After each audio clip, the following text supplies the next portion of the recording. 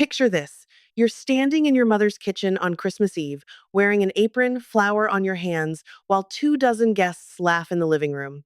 Your mother walks in, looks at the empty stove, and smirks. It's only 25 people. Why haven't you started cooking? That was me on the 23rd of December, 2024. I didn't argue. I didn't cry. I didn't tell her that I run a successful consulting business she knows nothing about.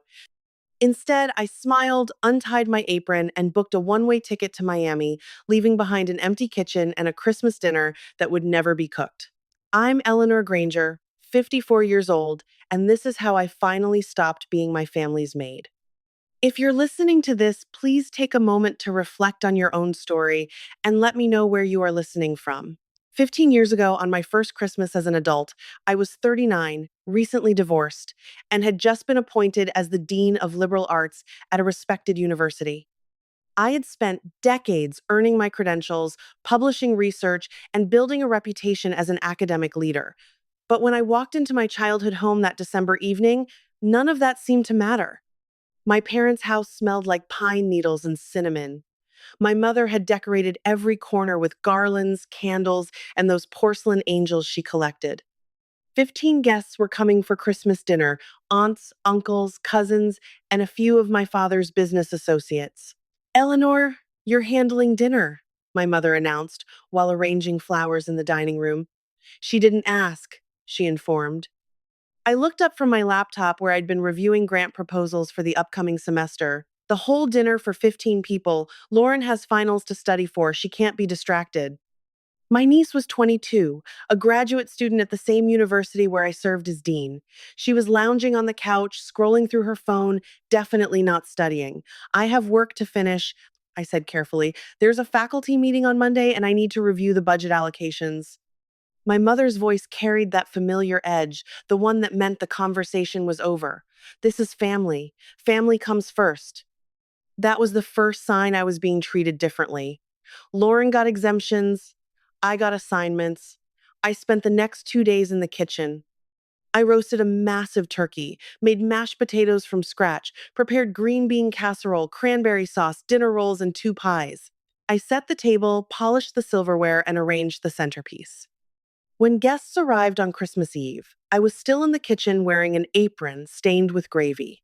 My father stood in the living room with a glass of scotch, introducing Lauren to his business partner, Robert Sterling. This is my granddaughter, Lauren. She's studying nonprofit management, gonna make a real difference in the world someday. Robert shook Lauren's hand warmly. Following in your grandmother's footsteps? That's wonderful. I walked past them carrying a platter of appetizers. My father glanced at me, then turned back to Robert without a word. That was the second sign. Lauren was introduced as the future. I was invisible. Who made these? Robert's wife, Diane, picked up a stuffed mushroom. These are incredible. That's just Eleanor, my mother said, waving her hand dismissively. She has time for cooking. Her job isn't that demanding. Diane gave me a sympathetic look, but I was already retreating to the kitchen. The pattern repeated every holiday after that. Thanksgiving, Christmas, Easter, my parents' anniversary dinners, birthdays. I was always in the kitchen or setting up or cleaning afterward. Lauren was always at the table, charming guests, being showcased. By 2010, I'd become a full professor and associate dean. I managed budgets exceeding $3 million, supervised 40 faculty members, and had published 2 books on educational reform. But when I mentioned my work to my mother, she barely looked up from her magazine. That's nice, dear. Can you pick up dry cleaning on your way home? She never asked about it again. Neither did my father, neither did Lauren, so I stopped talking about it. For 12 years, I built my career in silence. I was promoted to dean in 2015. I secured multi-million-dollar grants, expanded our humanities programs, and was profiled in 2 academic journals. But when I visited my parents, I still wore simple clothes. I drove my old car instead of the new one I'd purchased. I never mentioned the 18 faculty members under my supervision or the $4 million in grants I'd secured in 2024. Why? Because they never asked, and I was tired of offering information that would be dismissed. Last Thanksgiving, November 2024, was particularly humiliating. I had just closed a partnership with a major international foundation worth $600,000 for a new writing program. I was exhausted but satisfied, flying high on professional success. Then I walked into my parents' house and my mother handed me an apron. Turkey needs basting every 30 minutes. I made a schedule. 18 faculty members reported to me. I negotiated contracts with international partners. I'd been interviewed for 3 industry publications, and my mother handed me a basting schedule. I took the apron. I basted the turkey. I served dinner to 18 people while Lauren talked about her stressful job as director of a nonprofit, a position she'd been handed through family connections, not earned. Lauren's doing incredible work, my father said proudly. Funding is up 12% this year. I could have mentioned that my department's funding was up 31%, but what was the point? They'd find a way to minimize it. They always did. After dinner, while I was elbow deep in dishwater, I made a decision. This would be my last holiday as the family servant. I didn't know yet how I'd break the cycle. I just knew I couldn't do this anymore. 15 years of being overlooked was enough. I dried my hands, hung up the apron, and drove home to my apartment, the one my family had never visited because they'd never asked to see it. 2 weeks later, on December 22nd, my phone buzzed with a notification that would change everything.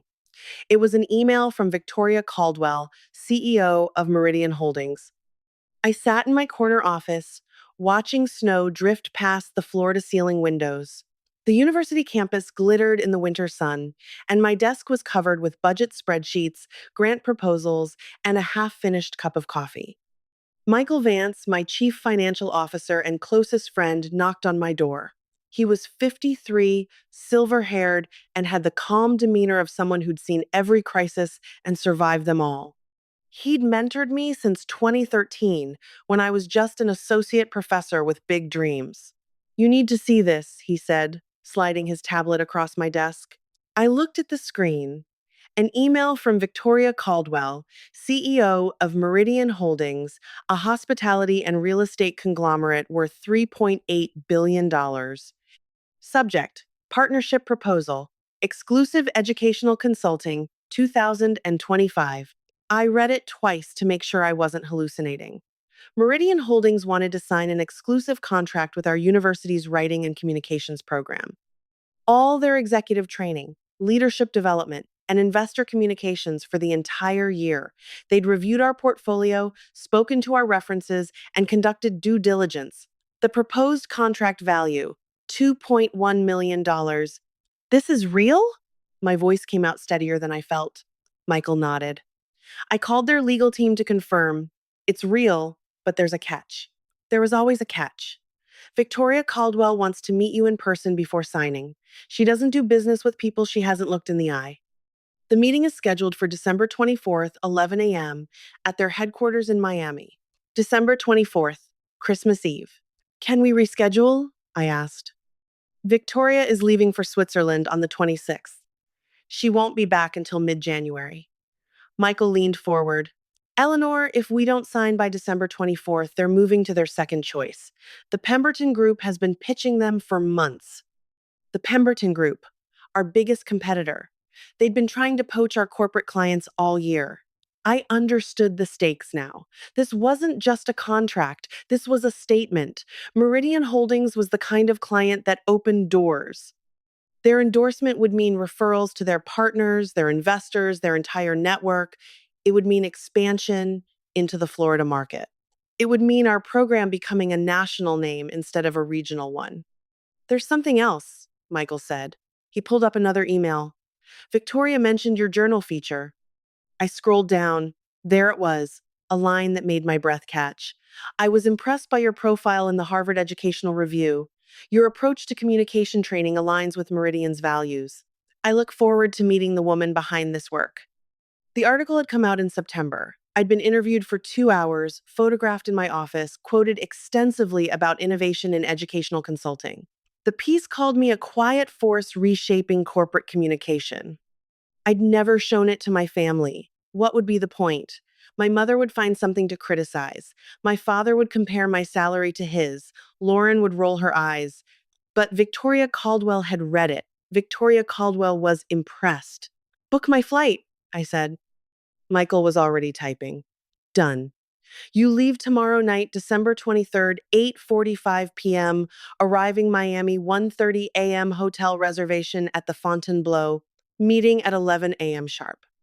I nodded, feeling the familiar mix of excitement and anxiety that came before every big deal, but this time something else churned beneath the surface. My phone buzzed. A text from my mother. Call me. Important. I stared at those three words. In my experience, important from my mother meant one of two things. Someone was sick or she needed something from me. Given that I hadn't heard about any illness, option two seemed likely. I should have ignored it. I should have focused on the biggest opportunity of my career. But 15 years of conditioning doesn't disappear overnight. The daughter in me, the one who still craved approval, who still hoped that this time would be different, that daughter picked up the phone. I pressed call. My mother answered on the first ring. Finally, she said, I've been trying to reach you all morning. It was 10:15 a.m. She'd sent one text. What's going on? I asked, keeping my voice neutral. Christmas plans have changed. Lauren's friends are joining us this year, 25 people total. 25 people. A number that would have excited me professionally, a number that terrified me personally.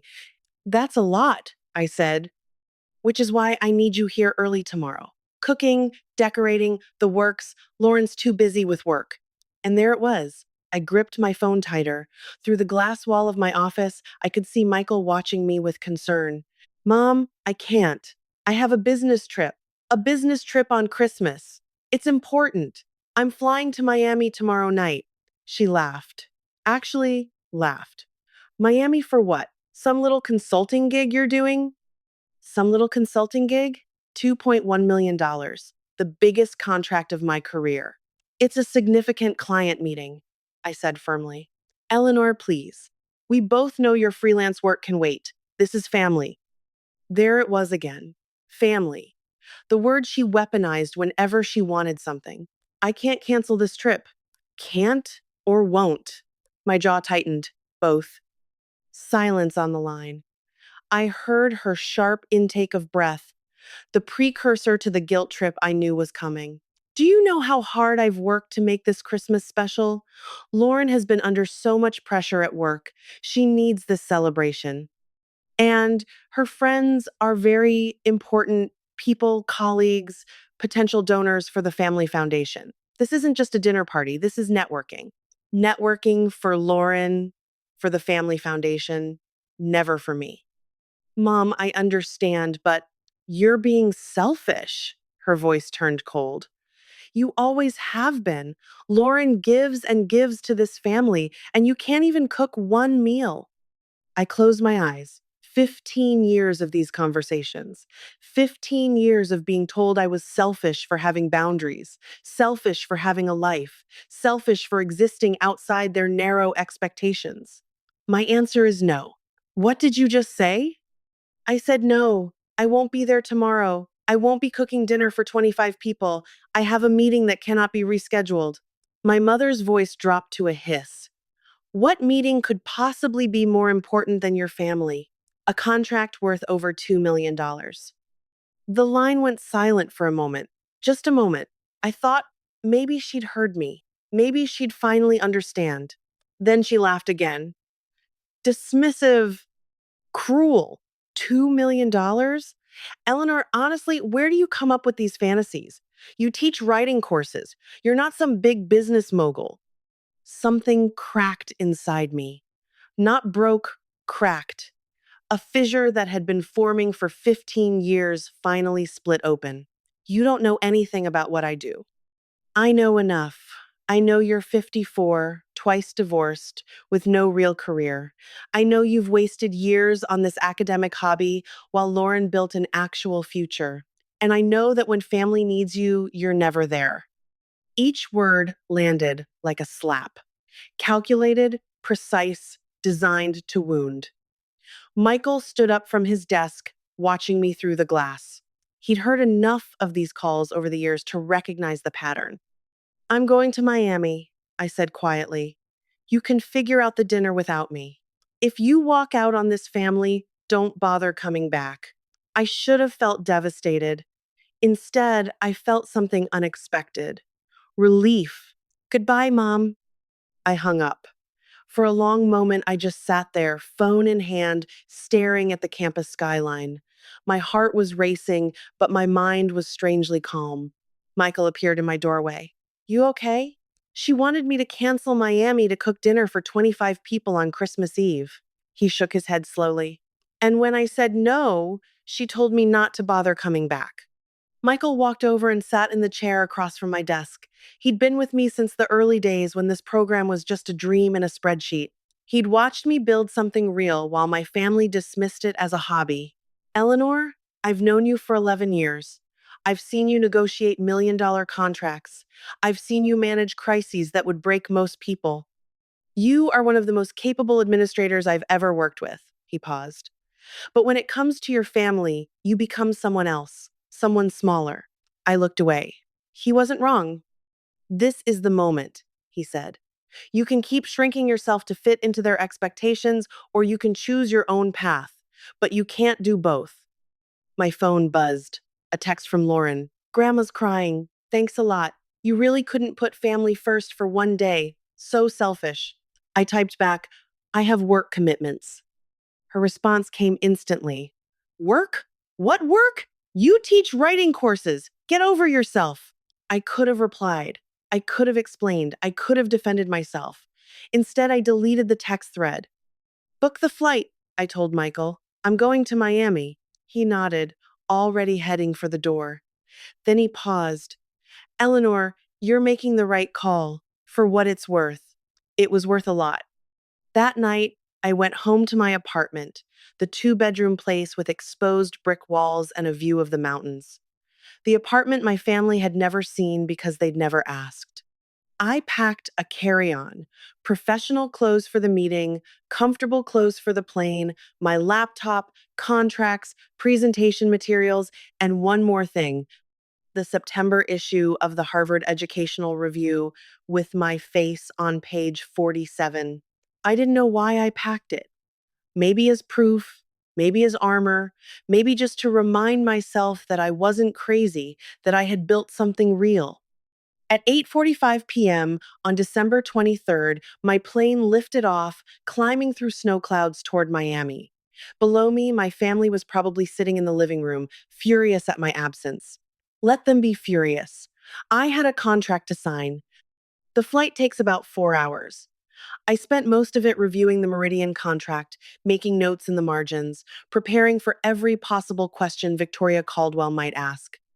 But around midnight, somewhere over Texas, I pulled out the journal. The cover featured a tech CEO I didn't recognize. But on page 47, there I was, a full page photo of me standing in my office, arms crossed, the campus behind me. Eleanor Granger, the quiet force behind educational innovation. I read the opening paragraph for the 20th time. In an industry dominated by loud personalities and flashy self promotion, Eleanor Granger has built a multi-million-dollar educational consulting program through meticulous attention to detail and an almost preternatural ability to anticipate client needs. The article detailed our growth trajectory, our client retention rate of 93%, our expansion into sustainable communication practices. It quoted 3 CEOs who called me indispensable and the best in the business. And my family had no idea it existed. I'd considered showing them for about 5 minutes. Then I imagined my mother's response. Probably something about how the photo made me look tired, or how I should have worn more makeup, or how Lauren's friend had also been in a magazine once, and it wasn't that big a deal. So I kept it to myself. I tucked the journal back into my bag as the plane began its descent. The lights of Miami sprawled below like scattered diamonds, and I felt that familiar pre-meeting adrenaline kick in. My phone buzzed as we taxied to the gate. A new email from Victoria Caldwell sent at 11:47 p.m. Subject: Contract NDA MH20241223 final signing. Dear Dean Granger, Just confirming our meeting tomorrow at 11 a.m. Please bring two forms of identification for notarization. Our legal team will have the final contract ready for signatures. I've attached our standard NDA and preliminary terms. If you have any questions, my assistant can be reached at the number below. I look forward to meeting the woman behind your program. Best regards, Victoria Caldwell, CEO, Meridian Holdings. I saved the email, then I took a screenshot and saved that too. Proof, documentation, the habits of someone who'd learned that words mean nothing without evidence. The hotel was everything I expected. Art deco, elegance, ocean views, a lobby that whispered money. I checked in at 2 a.m., collapsed into a king-sized bed, and slept for 6 hours. When I woke on December 24th, I had 11 new text messages. Four from my mother, three from Lauren, two from my father, two from unknown numbers that were probably relatives I didn't want to talk to. I didn't read any of them. Instead, I showered, dressed in my best charcoal suit, and reviewed my notes one more time. At 10:30 a.m., I took an Uber to Meridian Holdings headquarters, a glass tower in Brickell that reflected the December sun like a beacon. The receptionist checked my ID and handed me a visitor badge. Dean Granger, Miss Caldwell is expecting you, 40th floor. The elevator ride felt endless. My heart beat against my ribs. This was it, the meeting that could change everything. But as the elevator climbed, my phone buzzed again. This time, a call from Lauren. I declined it. Another buzz, a voicemail. Against my better judgment, I listened. Eleanor, it's Lauren. Grandma is having a meltdown. None of the caterers will come on Christmas Eve. Surprise, surprise. Dad's calling in favors, but no one can help. Victoria Caldwell is supposed to be at our dinner tonight, and we have nothing to serve. This is your fault if you had just. I stopped the voicemail, replayed one sentence. Victoria Caldwell is supposed to be at our dinner tonight. I stared at my phone as the elevator dinged.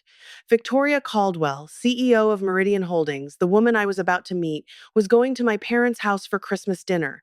How was that possible? The elevator doors opened onto a marble foyer. A woman in a navy dress approached with a professional smile. Dean Granger, Miss Caldwell is ready for you. Right this way. I followed her down a corridor lined with awards and photographs. My mind was spinning. Victoria Caldwell knew my parents. Or at least she'd been invited to their dinner, which meant she knew Lauren or my father. Someone had connected them, probably through business circles. The city wasn't that big in certain industries. Did Victoria know I was William Granger's daughter? Did she know that the family she was visiting tonight was the same family I just walked away from? The assistant opened a door to a corner conference room. Floor-to-ceiling windows offered a panoramic view of Biscayne Bay. A long table dominated the space. Legal documents spread across its surface. And at the head of the table stood Victoria Caldwell. She was in her early 50s, silver-haired with the sharp eyes of someone who'd built an empire from nothing. She wore a cream blazer and pearl earrings. Her handshake was firm. Dean Granger, it's a pleasure to finally meet you. The pleasure is mine, Miss Caldwell. She gestured to a chair. Shall we get started? I have a flight to Denver this afternoon. Denver. My stomach tightened. I sat down, opened my folder, and prepared to sign the most important contract of my career, while trying not to think about what would happen when Victoria Caldwell arrived at my parents' house tonight. Before I tell you what happened next, I want to pause and ask you something. Have you ever been overlooked by your own family? Have they ever dismissed your success, ignored your achievements, made you feel invisible? If yes, take a moment to acknowledge that. If you've ever stood up for yourself and set boundaries, recognize that strength. And please, if you want to see what happened when Victoria Caldwell walked into my parents' house, stay with me. Now, back to the story. The contract signing took 45 minutes. Victoria Caldwell was thorough. She reviewed every clause, asked pointed questions about our capacity, our faculty relationships, our contingency protocols. I answered each one with the confidence of someone who'd spent 12 years preparing for this moment. At 11:52 a.m., we both signed contract number MH20241223. A photographer captured the moment, Victoria and me shaking hands, the Miami skyline glittering behind us. Her assistant notarized the documents and presented me with my copy in a leather folder embossed with the Meridian Holdings logo. "Welcome to the Meridian family," Victoria said, smiling warmly. "I have a feeling this is going to be an exceptional partnership." I couldn't agree more. We exchanged a few more pleasantries, and then her assistant appeared with a gentle reminder about her flight. "I'm spending Christmas Eve with some business associates in Denver," Victoria mentioned as she gathered her things. "The Grangers. Do you know them? William runs a construction supply company. His granddaughter Lauren is quite impressive." My throat tightened. "I've heard of them. William is a potential investor for a project we're developing. His wife invited me to their Christmas dinner." She laughed lightly. "Normally I'd decline, but I'm curious about their operation, and I'm told the food is spectacular." The food. The food I was supposed to have cooked. I managed to keep my expression neutral. "I hope you enjoy yourself." Victoria paused at the door, studying me with those sharp eyes. "You know, there's something familiar about you, Dean Granger. The name, perhaps. Any relation to the Denver Grangers?" This was the moment. I could have told her.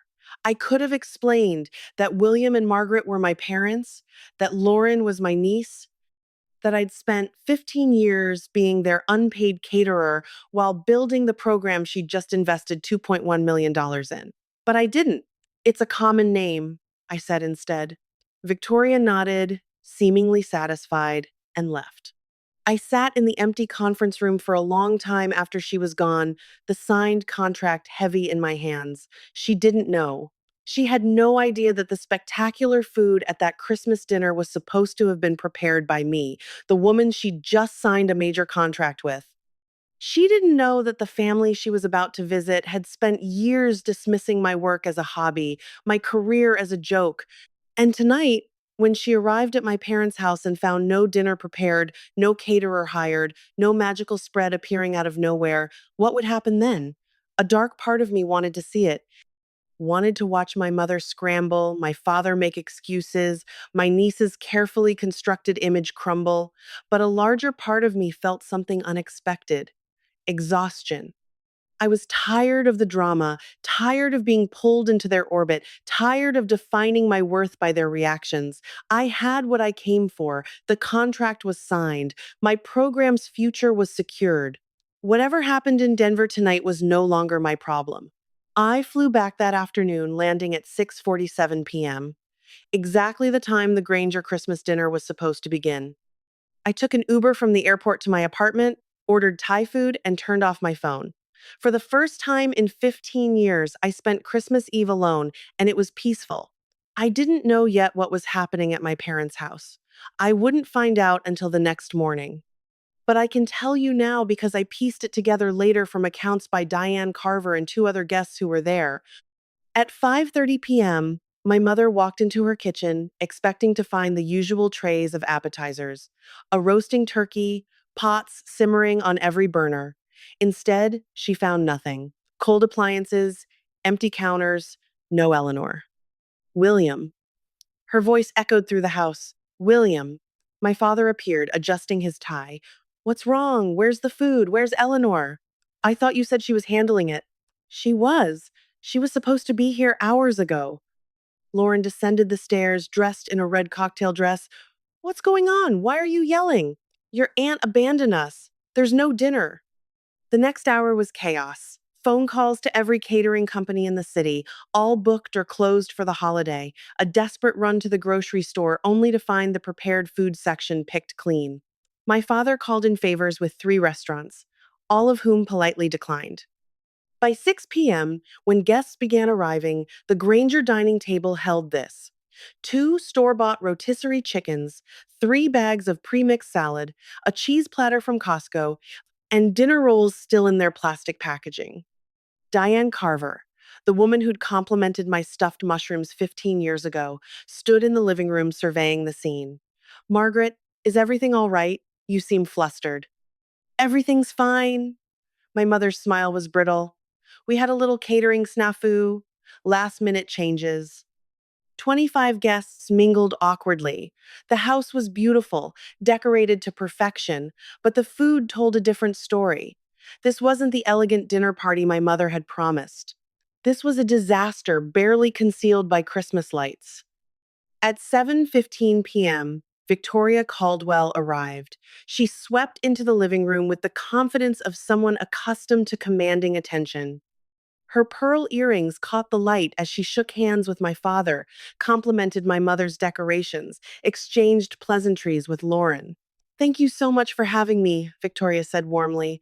"I've heard wonderful things about your Christmas dinners." My mother's smile tightened. "Yes. Well, this year is a bit different. We had some unexpected challenges." Victoria glanced toward the dining room where the rotisserie chickens sat in their sad splendor. Her expression remained politely neutral, but I imagined she was silently revising her opinion of the Granger family's competence. My father steered the conversation toward business. My mother poured wine liberally. My niece worked the room, trying to distract from the obvious. And then Diane Carver said the words that would unravel everything. She was scrolling through her phone, LinkedIn probably, or maybe Facebook, when she stopped abruptly. "Oh my God." Diane said loud enough for the group nearby to hear. "William, Margaret, come look at this." She held up her phone, showing a LinkedIn post that had been published just hours ago. A photo of Victoria Caldwell shaking hands with someone. A caption that read, "Thrilled to announce our partnership with the University Writing Program and the brilliant Eleanor Granger. Looking forward to an incredible 2025. Number Meridian Holdings, number Educational Consulting, number Harvard Educational Review." Diane looked up at my parents, confusion evident on her face. "Wait, Eleanor Granger? Isn't that your daughter?" The room went quiet. Not completely. There was still background chatter, Christmas music playing softly, the clink of glasses. But in the circle around Diane Carver, silence fell like a curtain. My mother stared at the phone screen, her face draining of color. My father leaned in, squinting. "What is this? Some kind of mistake?" "That's Eleanor," Diane said, zooming in on the photo. "That's your daughter shaking hands with Victoria Caldwell in what looks like a very fancy office." Victoria Caldwell herself stepped forward, peering at the post. Her expression shifted. Recognition, then surprise, then something I can only describe as delighted amusement. "Eleanor Granger," Victoria said slowly. "Your daughter is Eleanor Granger, the dean who runs that writing program?" My mother's mouth opened, closed, opened again. Yes, Eleanor is our daughter, but I don't understand what writing program." Victoria laughed. A genuine, warm sound that cut through the tension. "Margaret, your daughter's program is one of the most successful educational consulting operations in the country. I just signed a $2.1 million contract with her this morning." $2.1 million. The number hung in the air like a grenade. My father went pale. 2 million? That's that's more than our company's annual profit. "Your daughter has built something remarkable," Victoria continued, seemingly unaware of the devastation she was causing. "I read her profile in the Harvard Educational Review last September. Absolutely inspiring. Her approach to communication training is years ahead of the industry." The Harvard Educational Review. Lauren's voice cracked. Eleanor was in the Harvard Educational Review? Diane was already searching on her phone.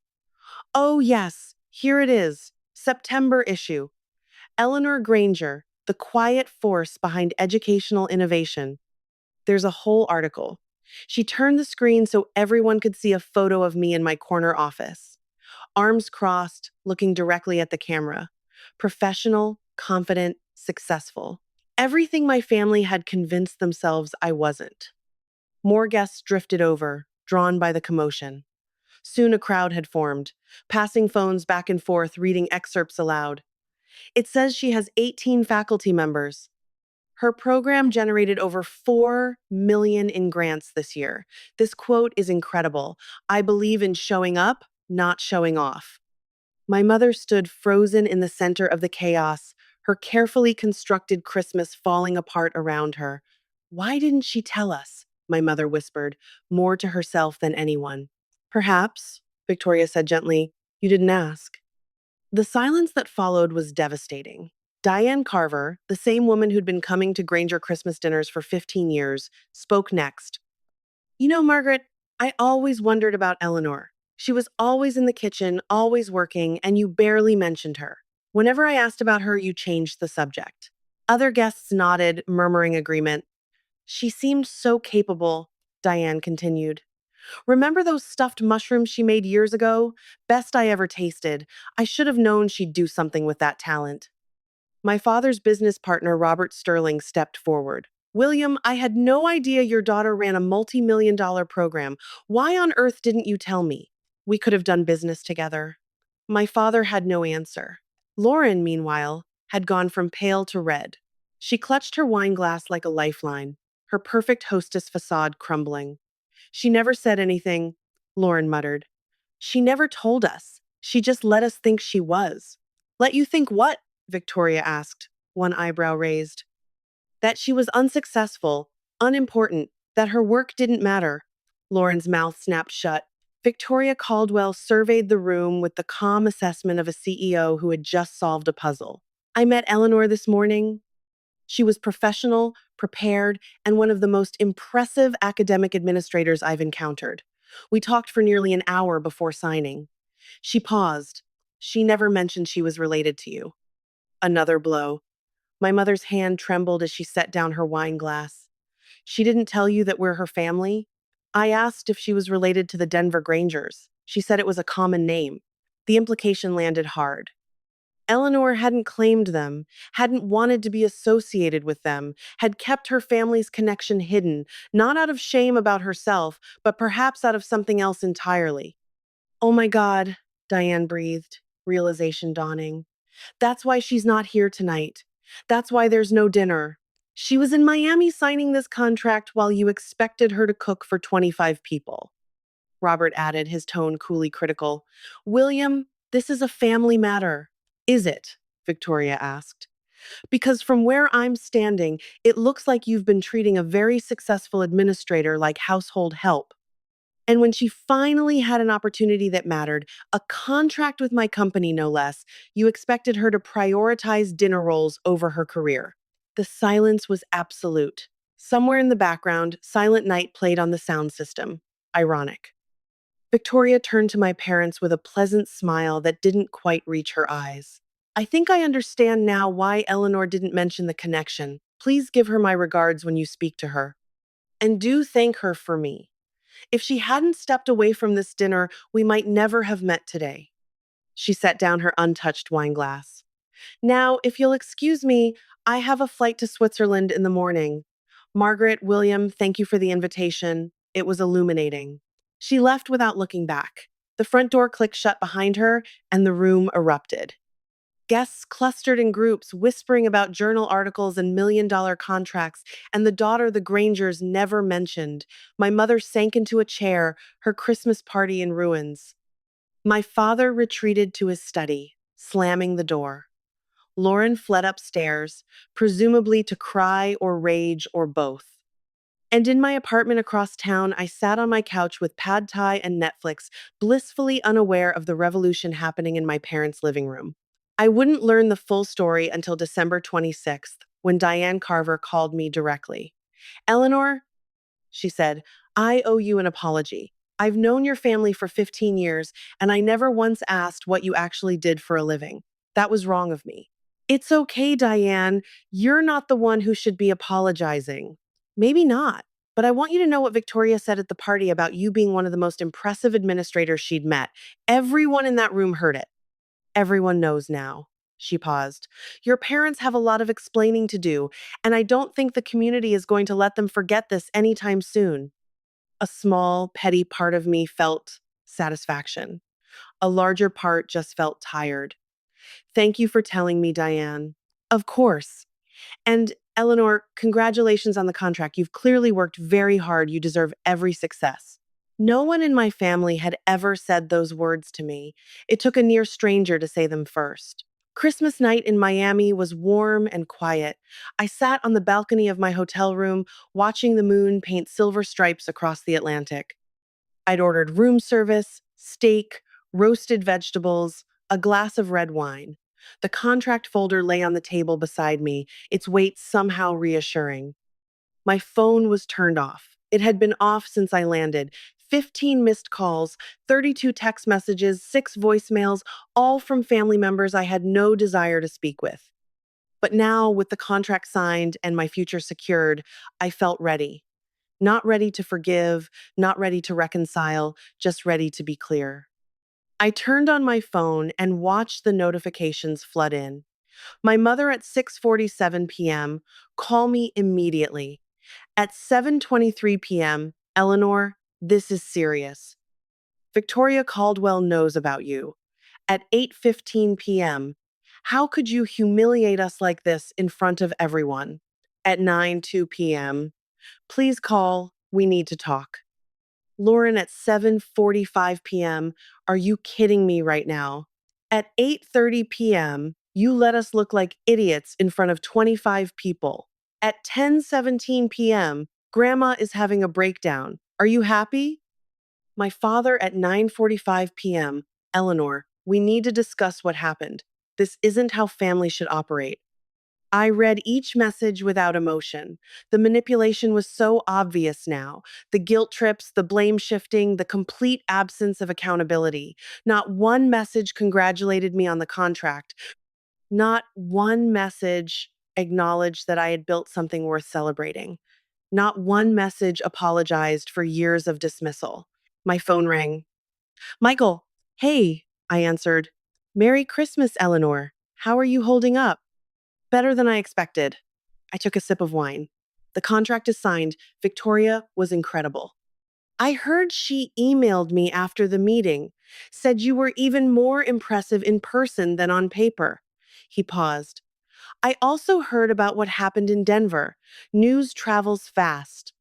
Victoria's assistant sent a message to our team. Apparently, the Granger Christmas dinner was quite the spectacle. I laughed. A real laugh. Maybe the first one in days. I can only imagine. Eleanor, listen. You made the right call. You chose your career, your program, your future. You don't owe them anything. I know. And for the first time, I actually believed it. After we hung up, I opened my laptop and began drafting an email. Not a rant, not an accusation, just a clear, professional statement, the kind I would send to a difficult client. 2. William Granger, Margaret Granger, Lauren Ashford. Subject: regarding Christmas and going forward. I typed slowly, choosing each word with care. I signed a contract with Meridian Holdings today for $2.1 million. This is why I was not at Christmas dinner. For 15 years, I have cooked and cleaned for every family gathering while my career was dismissed as a hobby. When I told my mother I had an important meeting, she laughed. When I set a boundary, I was called selfish. I am not selfish for prioritizing my work. I am not ungrateful for having standards. I am not a failure because my success doesn't fit your definition. I will not apologize for choosing myself. I am open to rebuilding our relationship, but only under certain conditions. I will no longer be treated as the family caterer. I will be respected as an equal member of this family. My career will be acknowledged, not dismissed. If these conditions are unacceptable, I understand, but I will not return to the way things were. I will reach out when I am ready to talk. I read it 3 times, revised one sentence, then hit send. For a long moment, I just sat there watching the waves. No one replied that night. I didn't expect them to. They needed time to process, to realize that the daughter they'd overlooked had outgrown their expectations entirely. Michael had been right. This was a turning point, but not just professionally, personally. I finished my wine as the moon rose higher over Miami Beach. Tomorrow, I would fly home. I would walk back into my office as the dean who had just landed the biggest contract in our program's history. I would build on this success, expand into new markets, hire more faculty, And my family would have to decide, did they want a relationship with Eleanor Granger, dean and founder, or did they only want the Eleanor who stayed small, stayed quiet, stayed in the kitchen? I already knew the answer I needed. The question was whether they were capable of giving it. I want to pause here for a moment. If this story is resonating with you, if you've ever felt overlooked, undervalued, or taken for granted by the people who should love you most, please take a moment to acknowledge that. Your feelings are valid. Your success matters. And tell me in your thoughts, do you think I should forgive my family or should I keep the boundaries I've set? Now, let me tell you what happened next. The fallout began on December 26 and rippled outward like a stone dropped in still water. Victoria Caldwell's LinkedIn post had been shared over 2,000 times by the time I checked that morning. The comment section was filled with congratulations, industry connections reaching out, potential clients expressing interest. 3 hours after Victoria posted, the Chronicle of Higher Education sent an email requesting an interview about the future of educational consulting. My inbox filled with partnership inquiries, 6 in total, from programs I'd been trying to connect with for years. The Meridian contract didn't just secure our future, it announced us to the world. But in Denver, the ripples looked very different. Diane Carver posted on Facebook that afternoon. She didn't name names, but everyone in their social circle knew exactly who she was talking about. This Christmas, I learned an important lesson. Never underestimate the people in your own family. Sometimes the most successful person in the room is the one nobody notices. The post got hundreds of likes and numerous comments. Several people tagged my parents indirectly, asking pointed questions about family dynamics and supporting our children's dreams. My mother's phone began ringing. Women from her charity committee, her book club, her garden society, all calling with thinly veiled curiosity about the Harvard Educational Review situation. I heard your daughter is quite the academic leader, one said. Why didn't you ever mention she was so successful? Asked another. My mother had spent years cultivating an image, devoted wife, supportive mother, pillar of the community. That image now had cracks. My father faced his own reckoning. Robert Sterling, Diane's husband and my father's longtime business associate, called on December 27th. William, I've been thinking about that expansion project we discussed. I'd like to bring in an educational consulting partner for the launch celebration. Of course, my father said, likely sensing an opportunity. Who did you have in mind? Eleanor's program. I saw her Harvard Educational Review profile. Very impressive. Silence. I was hoping you could make an introduction, Robert continued. I'll reach out to her directly, of course, but I thought family connections might help. My father, who had never once introduced me to a business contact, who had spent 15 years treating my career as invisible, was now being asked to facilitate an introduction. I'll see what I can do, he said. But Robert didn't wait. He found my business email and sent a formal inquiry that afternoon. I responded within 2 hours with a proposal. William Granger wasn't the gatekeeper anymore. Lauren's situation was more complex and more satisfying, if I'm being honest. She had spent months cultivating a relationship with Meridian Holdings, hoping to position the family foundation as a supplier for their Denver developments. She'd attended networking events, sent strategic emails, positioned herself as the family's business ambassador. None of it mattered now.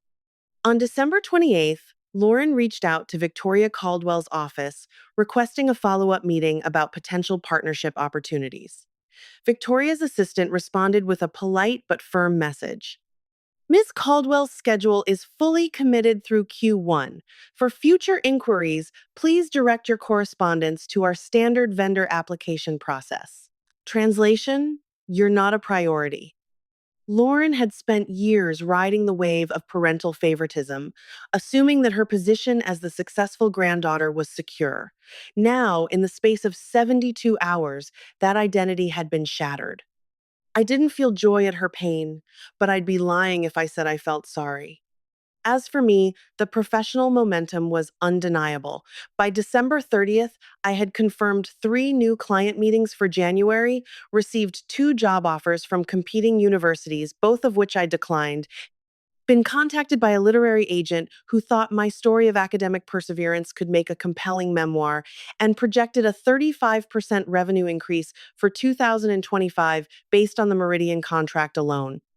Michael summarized it perfectly during our video call that morning. Eleanor, you've been working toward this moment for 12 years. Every late night, every difficult grant proposal, every sacrifice, it led here. You deserve this. I believed him finally. But the most surprising development came from an unexpected source. On December 29th, a letter arrived at my apartment. Not an email, an actual handwritten letter sent via overnight delivery. The return address was my parents' house. The handwriting was my father's. I almost didn't open it. What could he possibly say that would matter? But curiosity won. Dear Eleanor, I've spent the last 4 days trying to understand how I missed what was right in front of me.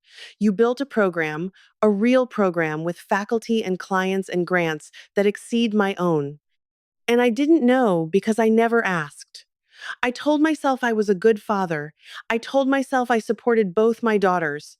But the truth is, I saw what I expected to see. I expected Lauren to succeed, so I looked for her successes. I expected you to struggle, so that's all I saw. I was wrong, deeply, terribly wrong. I don't expect forgiveness. I haven't earned it. But I want you to know that I see you now. I see what you've accomplished, and I am proud, belatedly, inadequately, but genuinely proud of the woman you've become. If you're willing, I would like the chance to learn about your program, to understand your work, to know my daughter. Whatever you decide, I will respect it. Your father, William. I read the letter 3 times. Then I set it on my kitchen counter and made coffee. I wasn't ready to respond. Not yet. A letter didn't erase 15 years. Words didn't undo actions. But it was at least a start. New Year's Eve, 2024, December 31st. I stood at my apartment window, watching fireworks explode over the city. The sky glittered with celebration, the last minutes of a year that had changed everything. My phone sat on the counter, silent for once. I'd set new boundaries there too, muting group chats, declining calls I wasn't ready for, responding on my own timeline rather than theirs. The letter from my father still lay where I'd left it, next to my coffee maker. I'd read it a dozen times in the past 2 days. Each time I felt something different. Anger, sadness, hope, skepticism. Finally, at 11:47 p.m., I picked up my phone and called him. He answered on the first ring. Eleanor, hi, Dad. A long pause. I could hear my mother in the background asking who was calling. He didn't answer her. Thank you for calling, he said finally. I didn't expect. I wasn't sure you would. I almost didn't. I kept my voice steady, professional. But I've been thinking about what comes next. So have I. Dad, I'm willing to try to rebuild something, but not the way things were. I understand. I mean it. No more being the family caterer, no more dismissing my work, no more treating me like I'm invisible while Lauren gets the spotlight. I took a breath. If I come to family events, I come as a guest, an equal, not as staff. That's fair, more than fair. And I need you to actually ask about my life, not just assume you know. Ask about my program, my clients, my goals. Be interested. Another pause. When he spoke again, his voice was rougher. I should have been doing that all along. Yes, you should have. The silence stretched between us, filled with 15 years of things left unsaid, but for the first time, it didn't feel hostile, just tired. Your mother, Dad said carefully, is struggling with this. She's not ready to admit she was wrong. Not yet. I know. I'd received no letter from my mother, no voicemail, just a single brittle text. Happy New Year, hope you're well. Performative politeness masking resentment. Give her time, Dad said. I've given her 15 years. He had no response to that. I'll come to dinner next week, I said finally, Sunday. But I'm coming as a guest. Someone else can cook. I'll order from that Italian place you used to like. A small thing, but a start. After we hung up, I stood at the window and watched the clock tick toward midnight. In a few minutes, it would be 2025, a new year, a new chapter. Victoria Caldwell's contract was signed. Robert Sterling's proposal was in my inbox. The Chronicle of Higher Education wanted an interview. My program was poised for its biggest year yet. And my family, the people who had overlooked me for so long, finally saw me. Not because I'd forced them to, not because I'd screamed or fought or demanded, but because I'd walked away, because I'd chosen myself, because I'd let success speak louder than any argument ever could. There's a quote I love, I don't remember who said it. The best revenge is massive success, but I don't think of it as revenge anymore. Revenge implies you're still focused on the people who hurt you, still measuring your worth by their standards, still trying to prove something to them. What I did wasn't revenge, it was self respect. The fireworks reached their crescendo at midnight. My phone buzzed with a text from Michael.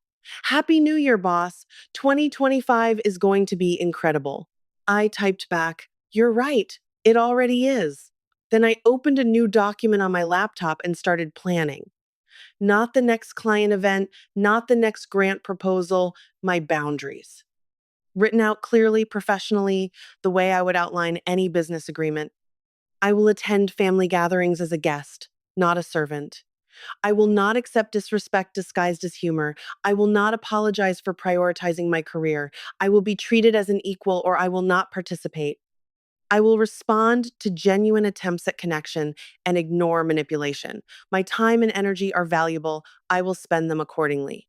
Simple rules, clear expectations, the kind of boundaries I should have set 15 years ago. But here's what I've learned: it's never too late. You're never too old, too far along, too entrenched to change the pattern. The moment you decide you deserve better is the moment everything shifts. My parents are not perfect. They may never fully understand what they did wrong or how much it cost me. Lauren may never apologize, but that's not my problem anymore. My problem is building the life I want, the career I've earned, the relationships I choose, and that's exactly what I'm going to do. So that's my story. A 15-year journey from being the family servant to signing a $2 million contract while my family scrambled without me. If you've ever felt overlooked, dismissed, or taken for granted, I want you to know that your success is waiting. It doesn't require their approval. It doesn't require their acknowledgement. It only requires you to bet on yourself. Thank you for listening. Thank you for staying with me through this story.